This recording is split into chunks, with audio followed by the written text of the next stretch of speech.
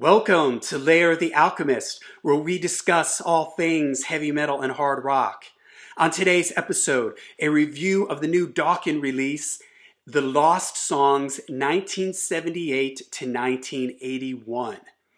This album is going to be released on Friday, August 28th by Silver Lining Music. It is a collection of demos that were recorded before the first proper Dokken album, Breaking the Chains, which was released in 1983. So it's 11 songs in total. 2 of them are live. And like I mentioned, these are all demos, so they vary in quality from really polished to rough around the edges, if you will. But what's really interesting is you can hear in all these songs the formation and the seed being planted for the Dokken sound that will go on to sell millions of records all over the world and become one of the bigger bands of the 80s heavy metal movement. So Don Dokken was kicking it around in various bands all the way back to like 1976, which was surprising to me because with the first Dokken album being out in 1983, I just figured that maybe they were a band that formed like around 1980, 81. But Don had been going at it since the mid-70s. And he had some, different band names, and eventually he changed the name of the band to Dokken. And he started recording some demos under that name, trying to get a record deal. And at that time, he had various people coming in and out of the band. One person of note being Juan Crucier, who would go on to be the bass player in Rat, and of course George Lynch, who would come into the band in these early stages. Although on this album, the demos are recorded with various artists, and unfortunately, the advanced release that I got doesn't tell you who's who on which particular songs. Although to my ear, it sounds like George is on maybe 2 of the studio tracks and maybe the two live tracks, but I'm not 100% sure of that. So I think that it's a kind of a combination of various people that I guess Don was working with at the time.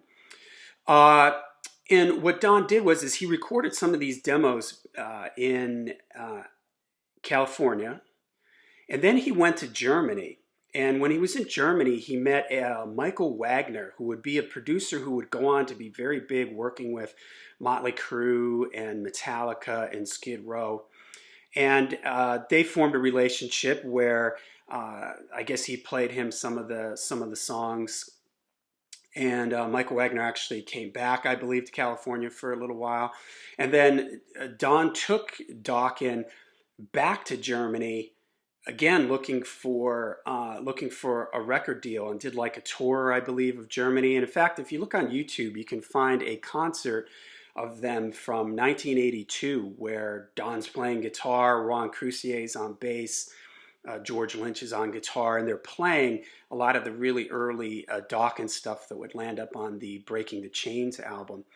So for this release, like I said, it's really interesting because you can sort of hear how the sound of the band evolved. And really right from the beginning, you can tell that Don had a gift for creating catchy melodic songs.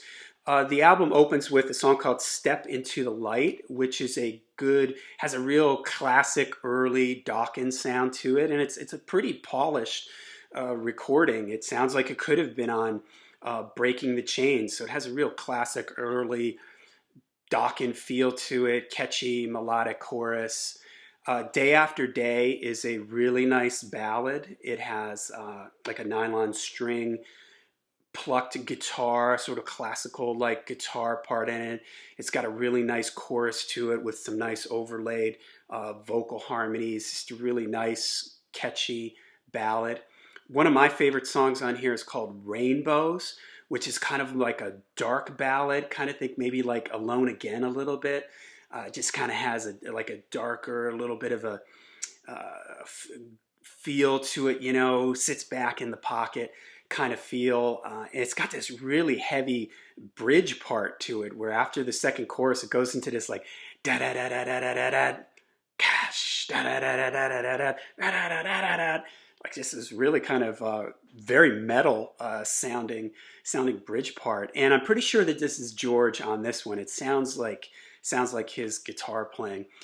No Answer is another one that I think George is on. It's a heavy rocker, and so you can kind of hear the sound of Dokken coming together when you add in that formula of George into the mix. And this sort of gives you an idea of, you know, I think that Don was the melodic guy in the band, and George was more of the riff heavy guy. I mean, it makes sense. He was a guitar player.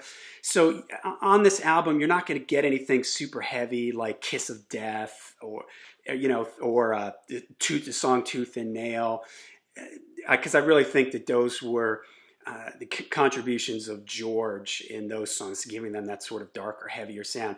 This stuff lends itself a little bit more towards the melodic hard rock feel.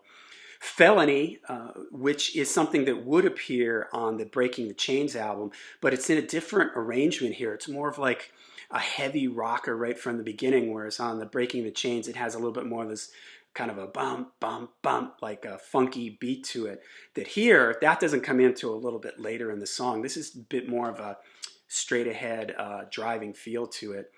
Back in the Streets, another up-tempo fun rocker. Hit and Run is another great one that you could really imagine that being on one of the later Dokken albums. In fact, this song, they put out an album called Live 81 from Conception, where you can hear this song on there, although this is the demo version of that. And it's got a really catchy chorus to it, and it's got the classic like sort of Dokken gang vocals in the background there. And again, as you sort of go through this, you can sort of hear how some of these elements would be used later on, be more polished, and adding George more into the mix and the full band into the mix, and how this would become the classic Dokken sound.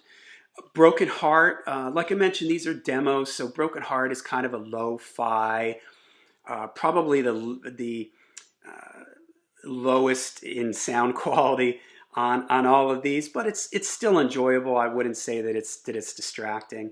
The last two songs on the album, Liar and Prisoner, are live, and they've got a ton of energy, melodic rock, classic Dokken, catchy choruses, Don's style of singing. That's another thing. Don's vocal style is pretty much in place right from the beginning on this. Don always has sort of that kind of laid back, melodic, upper range type of voice. Never really sounds like he's screaming or shouting or anything. He has sort of this laid back but melodic, unique, distinct style to his voice, which you clearly hear through all these songs. So I'm not sure if George is on these two live ones. If he's not, there's some really great guitar playing on these. So this is it's a really fun album. If you're a fan of Dokken, you're certainly going to love this, because you get to hear sort of the roots, the seeds being planted for what they would become. Even if you're just a fan of the LA hard rock metal scene, you'll really like this, because it's kind of a little bit of a time capsule for that period. And I was really surprised at how far back Don went with this. I mean, 1978, he was already doing this, and he was already forming the Dokken sound as far back as 78. So it's a really cool release. It's a lot of fun. I encourage people to go out there and check it out. Go out there and buy it. It's going to be out Friday, August 28th. Silver Lining Music. Check it out. Let me know in the comments what you think. If you've heard this album, what you think of it. If you're a Dokken fan, just let me know. I think I've heard that some of these songs were floating around on an unofficial release at one point, so you might have heard a couple of these before. But I think it's a lot of fun. It was a great listen, so it's definitely worth checking out. So, all right. So that's it for today. Leave a comment. Make sure you hit subscribe and like. And until we see you again, make sure you stay heavy, stay metal.